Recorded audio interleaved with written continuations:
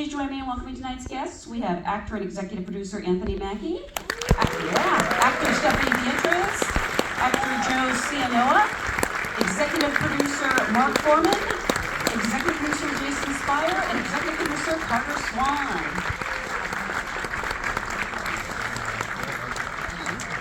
Thank you so much for being here, and congratulations on. I mean, this is truth in advertising. This show is twisted and metal, and I love it.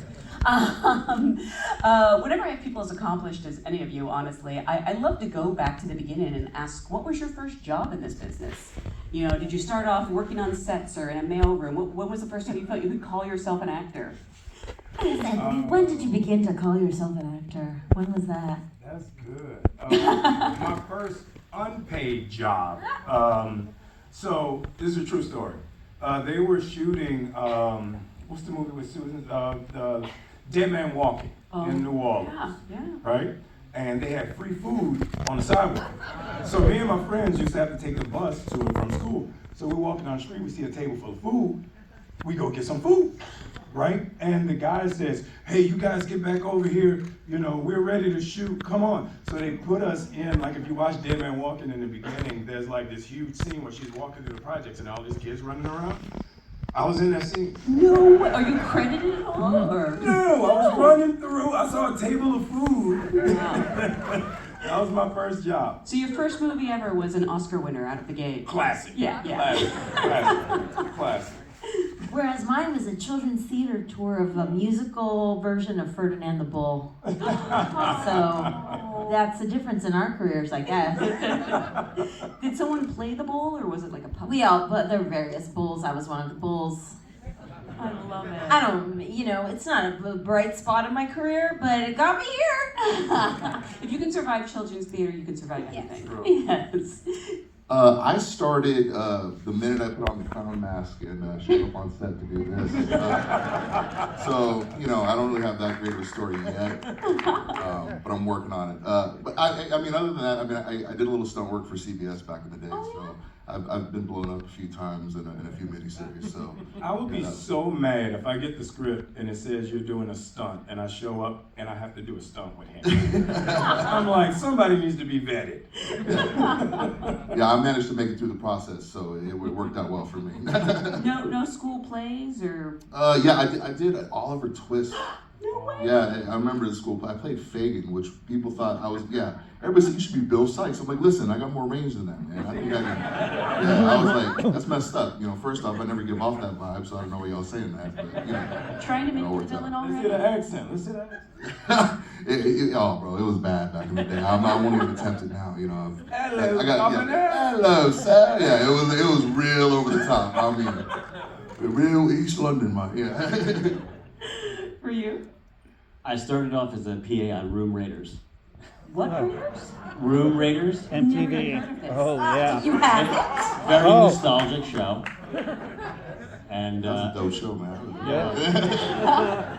Yeah. So I started unscripted. Yeah. Oh, okay. Yeah. It was a reality show? A reality show for MTV. MTV. Oh, wow. And That's why it was insane. Yeah. So it was a funny reality show.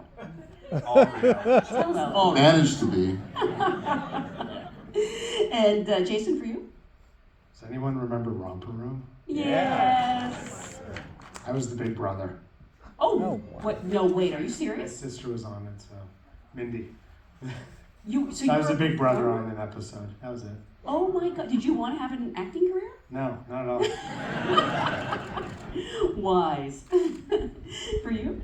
I was a set PA and driver for the director on this old Fox movie called Joyride, J.J. Abrams. Steve Zahn? Yeah, I love that movie. And I just remember everybody going like, I'm so glad this is the first movie you've worked on, because trust me, it's all uphill from here. This is the hardest shoot I've ever done in my Really? life, yeah. No, I actually really like that movie. It is very messed up, and I can actually see a parallel between that and this. You stayed on the road. I like those road shows. Well, again, congratulations on this show. I only recently learned that this is based on a PlayStation series because it translates so well to the screen, especially when filtered through Rhett Reese and Paul Wernick and Michael John Smith. For the EPs, can you kind of talk about how you first became familiar with the story? Were you fans of the game? And not every game lends itself to other mediums. How did you see it as a series? Yeah, I mean, when I came in to start PlayStation Productions, it was one of my favorite games when I was in college. I really loved it, and it was very nostalgic for me. And so when I got to PlayStation, I called the people I asked my boss, has anybody raised their hands for any of our properties that I should know about? And they said, yeah, Will Arnett's company's interested in doing Twisted Metal, and Sony Television is interested in it too. So they hooked me up with Mark, and we started from there. And then they gave us a list of potential writers, potential creatives to work with. And how it kind of is in Hollywood, there's this list, and at the top of the list is Rhett and Paul. And we're like, well, let's just go get the pass from them. Those guys are too busy. They'll never want to do it. But they're so perfect for it. And unfortunately for us, Rhett, they got back to us and was like, it's Rhett Reese's favorite game of all time. Wow. And him and I literally had the same story of falling asleep on our friends' couches playing it in college. And so that's how it started, is with us, and then Mark. Yeah, I played a ton of the game as a kid and kept calling PlayStation over and over. And Carter and I talked a lot about what this could be as a series. It's an older game, so we weren't necessarily sure like Rhett Reese and Paul Burke were gonna want to come on board for a dated franchise. But I think this team, everyone involved in this team, is really excited about it. Has played the game a little bit, as kids, it's nostalgic for them. Well, what made you specifically see it as translating to the screen though? Because there's some games I love that's aren't they're not going to make good stories. I think it's the characters. Yeah. Because I think everyone can relate to the characters in some capacity, even though they're insane. But it allowed us to play around with the world a little bit, because there wasn't that much there at the point. Yeah, no. Who all relates to Sweet Tooth? Come on. Well done. Jason, for you? I was a fan of the game as well and played it often. And I remember when they called to try and inquire about Anthony doing it. And all I could think of was, how do you make a game out of a bunch of cars blowing each other up? And as Mark said, it boiled down to the characters. And Michael Jonathan Smith wrote this great script, and that Rhett and Paul kind of helped him with and oversaw. And Anthony and I talked about it a lot, and he's got great stories about playing the game with his kids and nostalgic moments there. And I think it just, again, it's a nostalgic game that we all had connections to. Mm. And Anthony, for you, what interested you in coming aboard not only as an actor but as a producer? I felt something very unique about this property, just simply because it was a blank slate. Like, if you played the video game, there wasn't, John Doe is from here, and John Doe had a sister, and John Doe loved this. No, it was just John Doe shooting. So it was really just a blank slate where we can go as far as we wanted to go. And there were some places we went that were really far that luckily nobody saw, but we really, I felt like there was huge potential there to take the story and take the character and really make him into something unique and fun, because it wasn't a black dude on a video game. Mm-hmm. So there was a whole spin, different twist, feel I could bring to him and make that world a real world, So that was something that was the biggest thing I was excited about. I mean, his name is literally John Doe, and he has right. to remember he could be anyone. That's he could be anybody, and that's one of the things I've said since we first came on board with this. Let's not limit ourselves with the idea of what we think the game should be from the game, because the game, every incarnation of the game was constantly evolving and changing. The characters were constantly evolving and changing, so we could literally, the only character we had to get precise was him. An easy job to find that. Yeah, 100%. So you played the game with your son? You were familiar? I did. I grew up playing the game. I was a Super Mario dude. Don't get it twisted. I ended Mario 1 every night before bed. I knew all the cheats, everything. I crushed it. But my hand-eye coordination ain't that good with driving and shooting. So I couldn't figure out how to beat Twisted Metal. I couldn't figure out how to win. Even now, we had a thing where we were playing, and I lost every single round. I'm like, I'm the fucking star of the show. I shouldn't win. Let me win one. You know? So I'm not good at the game at all. And you played it with your son. Is that your son who also appears as the young version? That's my son that plays Little Me, yeah. Oh, Yeah. So, funny story, his acting teacher now was my acting teacher when I was a kid. So I walked, and wasn't a good kid. I walked into class for his first day, and she's calling out the roll, and she goes, Anthony. And I'm standing next to him, like scolding at this 80-year-old lady. And she looks at my son, and she goes, your dad is an awful human being. I'm like, it's been 30 years, dog, let it go. What did you do to this woman? Oh, we had times. Classic New Orleans Productions. We sold out every show we did. Okay. That's amazing. And speaking of blank slates, my understanding, Stephanie, Quiet is not even in the video game, so I don't know if you came to it with a completely blank slate, and what intrigued you about this role? Well, I mean, I read all the scripts. Initially I read the pilot, or the first script, and then I asked MJ to tell me more because she really is just quiet in that first episode. So I wanted to see where the character was going and what the arc of the show was going to be and what he was trying to do as a writer and what the team was trying to do. And to me, it was this incredible mix of like really hard comedy and a love story sort of wrapped in the middle of it with a character, my character, who gets to expand and develop over the course of the episode. So I thought it was really thrilling and exciting. Not to mention the sort of social commentary that's very gently threaded through and nothing's hitting you over the head, but if you're smart, you see it. Yeah, I'm just really excited to play this role and to be able to, like Anthony said, all of it was a blank slate. I mean, it was really, even the relationship between the two of them, it's written on the page, but Anthony and I really had a lot of freedom in improvising and developing that relationship as we went through the series. Even though the scripts were already written, we got to add in a lot of their relationship together. I actually want to ask about that because the chemistry between you two is so great as the show goes on, and chemistry is such a weird, undefinable thing. You know, sometimes you have it, sometimes you don't. It can be hard to create. I don't know if there was any kind of read between the two of you before you got to the set, or if you knew each other at all, or it just sort of instantly happened. We had one read over Zoom, read. and it was electric. It was a 45-minute argument. I don't remember what we argued. I don't even think we read from the script.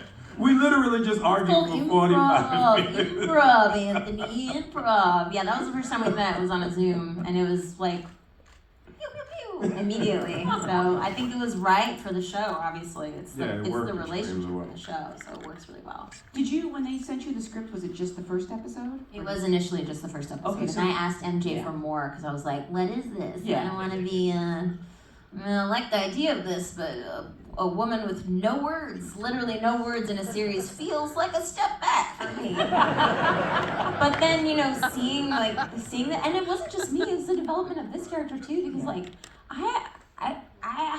I've been very lucky in my career to work in TV, and I've been lucky that I've had a career in a time where Latinos and Black people are like getting to be the leads, but I've never seen anything like this, where two people that look like us are the leads on this show, and it's not necessarily about that, but it absolutely is too.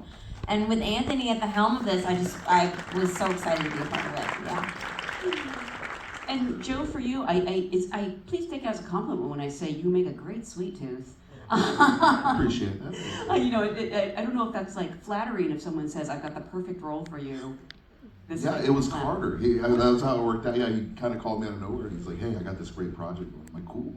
He goes, "You remember Twisted Metal?" I said, "Of course I do." He goes, "The clown." I said, "I'm in." It was like, it was a real short conversation, and I've been a Twisted Metal fan my entire life. I remember, I'm a big PlayStation guy. It was a launch title, so if you bought a PlayStation, you had Twisted Metal, and that's kind of how it worked out. So. I knew what the character was. I was very, very familiar with it. So when the opportunity arose, I absolutely, I can't wait. I mean, your physicality is so amazing in this show, and it's both it's intimidating, but you're also very graceful, I have to say. Well, listen. I have a long. My family still to this day. I've been a Polynesian dancer for my entire life. My brother still runs our group down in Huntington Beach, and he's still going strong. And I had a career in that far before I stepped into the ring and or ever on the screen here for Twisted Metal. So I've a little bit of experience. I've done my fair share of getting down when I need to. I mean, I know you're a showman, but did you harbor a desire to be an actor? I like to say I never harbored a desire to do anything but really entertain people, because I mean I grew up with that. That was our family trade. We lived and died by whether people attended our shows or showed out or hired us to come in. So I've been fortunate enough to kind of do it along several different mediums, and to come here and portray one of my favorite video game characters. It's a very gratifying experience for me. I think we have to say the way he did it was something Phenomenal. Crazy. Like, Phenomenal to watch. and whatever, I don't care. But he showed up. I mean, everybody knew Will was gonna do the voice, and Joe was gonna do the. And what you did was like some amazing Commedia dell'arte type shit. Yes. Like it was some Moliere type, like some unusual type shit for you to be on set doing and moving and shaking the way you're doing, and still giving all the lines and giving an amazing performance, knowing it was going to be voiced over just to support us as actors. 95% of the business couldn't do what he did, and it was every day I came on set, I was like, this dude is acting. Like no days off, he is in it, so it's really, and I wish we had done a behind the scenes on it. Remember that day he had to break the table, and we were like, he's gonna get it in one shot, he's gonna get it in one shot, and he did it. And I was like, I'm gonna get this in one shot. I got it in one shot. He flew off the stage and just like, bam! Anthony and we were like, whoa!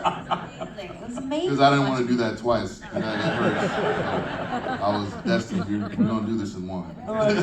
We're supposed to sing the thong song, so my face is in the slot machine. But he's pushing my face so hard that I'm like, Because Anthony, he said he's real method with it, so I was like, I'm gonna give it to him, bro. Like, I want to make sure, because I don't want to let him down. So that's really what that was about. Love you, man. That's why I'm like, I don't care, but you did some amazing shit. Thank you, man. After I look up most of the words you said in the beginning, I'll give you a hug later. Thank you. You and Will's voice are so inextricably linked. I mean, I wonder, did you collaborate on that? Did you have discussions, or was the voice recorded first, or vice versa? I definitely after, but I did a lot of like just kind of trying to listen to Will's inflections with other characters and other things he's done, and try to at least match up the cadence a bit. But I mean, he does what he does when he gets in that booth, and it came out great. And I think people enjoyed it. I know I did, and I mean, I'm really happy with what we produced. It's actually flawless. I didn't realize at first that it was a voice replacement until I realized it was Will Arnett. Yeah, that's what crazy.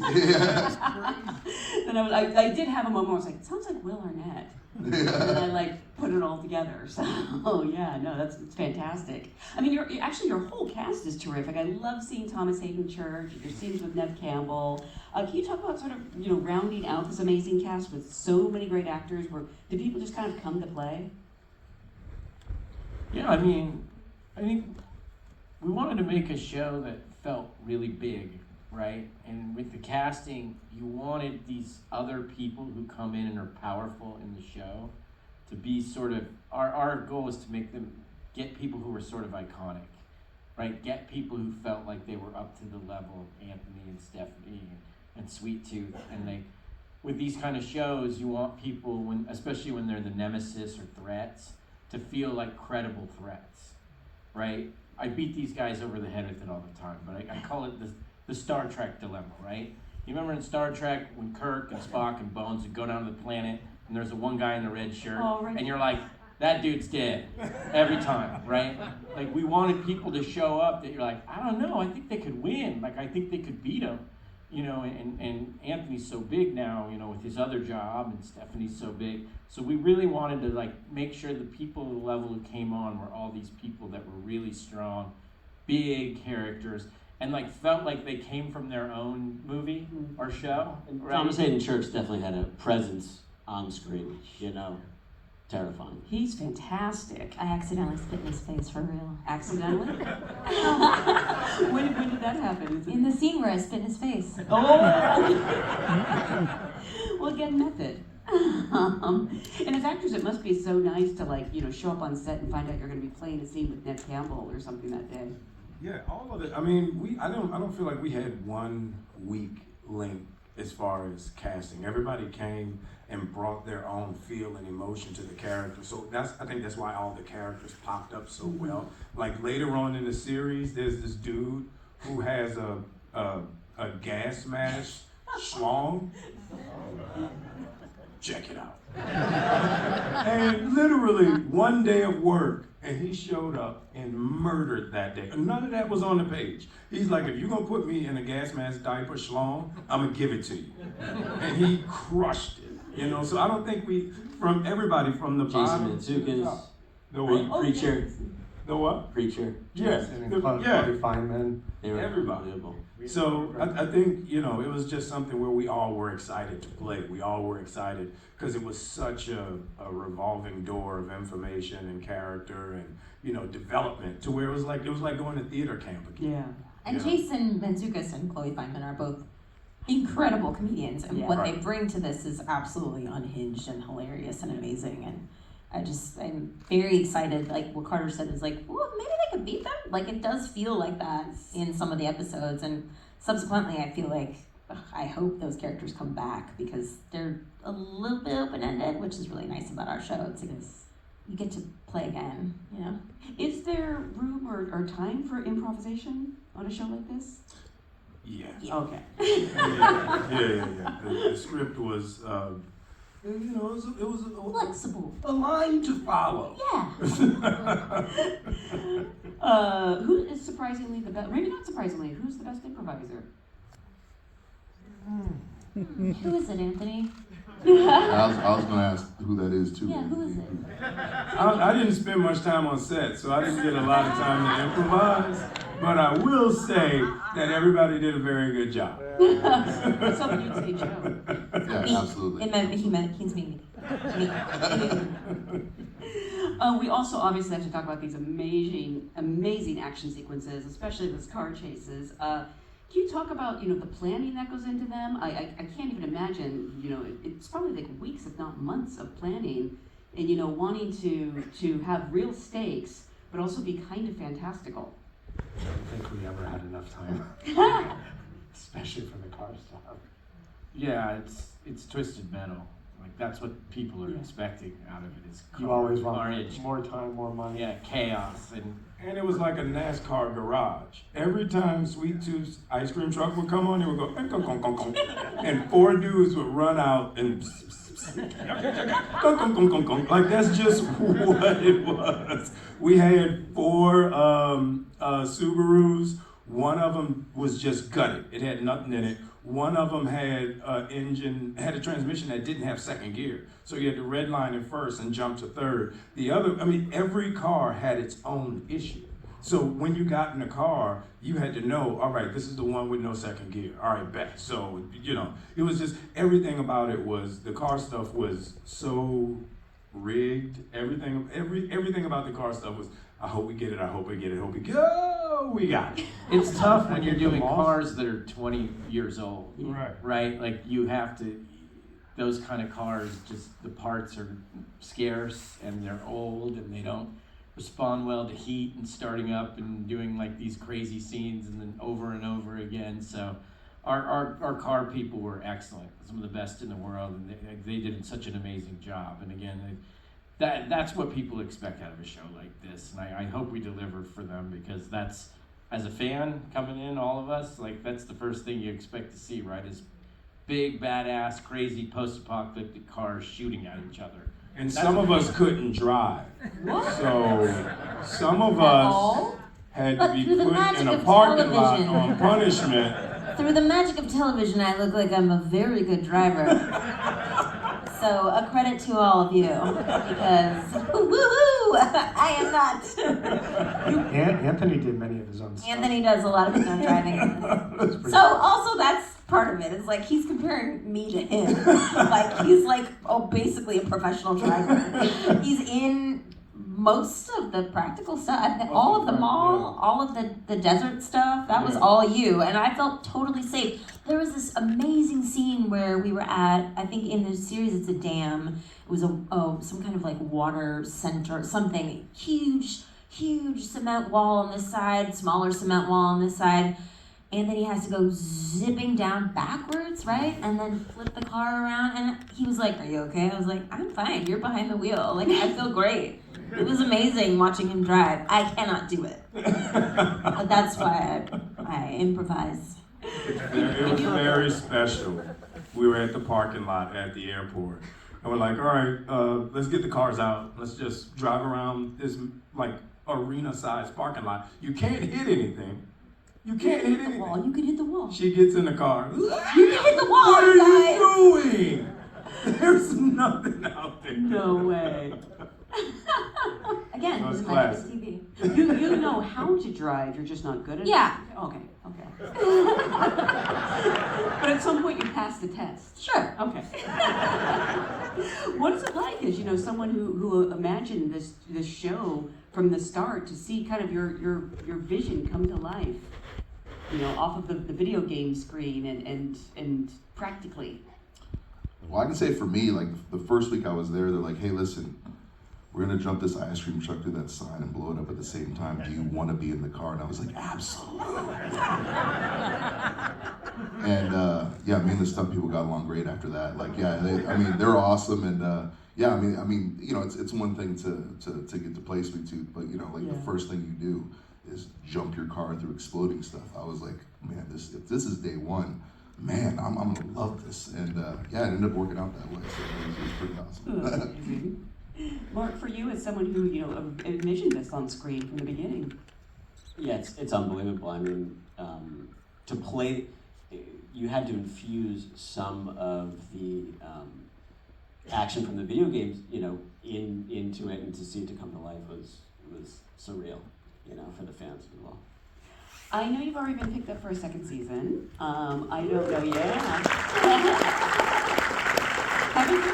I thought it was public knowledge. No, you dropping dimes. Go I'm ahead. dropping that. Well, that's what I learned from the internet. So I assumed if I knew, everyone knew.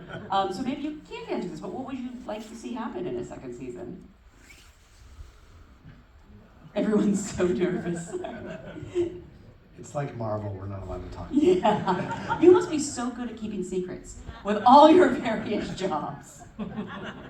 I'm very good at not talking about work. That's why when people come up and ask me about work, I'll talk about anything Yeah. but work. That's I why. love to hate my job. I don't understand why your acting teacher didn't like you. This lady was so mean. She was just mean to kids. Oh, one of those. Wait, well, are you comfortable with your son taking lessons? Oh yeah, he got her. He got her, and he went through her 3-year program, so he got her. Okay. She was like, "No more Mackies." I was like, "Gotcha." Oh my gosh, I know that you probably went into acting and became a successful actor for other reasons, but doesn't it feel good to stick it to that woman? 100%. Yeah. Okay. Last acting star. I hate talking about my job. We did a play called Waltzing Matilda, right? It's an old Australian folk story. So I got the lead in the play. It was a puppet play. Crushed it, right? So I got a standing ovation for my puppetry. She came out and I'm 8. She comes out and she says, "Everything I taught you is why you got that standing ovation. You should be clapping for me." I'm 8. Like a house should have fell on this woman and her sock should have rolled up on this house. So I told my son, I'm like, "Get it." It's horrible. It's funny, but it's horrible. But he played Kevin Costner in the school production of Hidden Figures. No And way. he crushed it, and he would not let her limit him on his reproduction of Kevin Costner's performance. That's amazing. Did he do like a Kevin sort of imitation? Mimicry? Whole suit, we got him the suit, everything, standing ovation, standing ovation. Yeah, That is he's amazing. the best Kevin Costner since Kevin Costner. Well, again, it's such a spectacular show. Can I just ask, has anyone seen it for the first time here tonight? Oh, quite a few of you. Okay, well, you're going to go home and watch them all now because they're all available on Peacock. There's also some amazing food out there. But I want to thank you for being a great audience, and thank you all so much for being here. Thank you. Thank you, guys.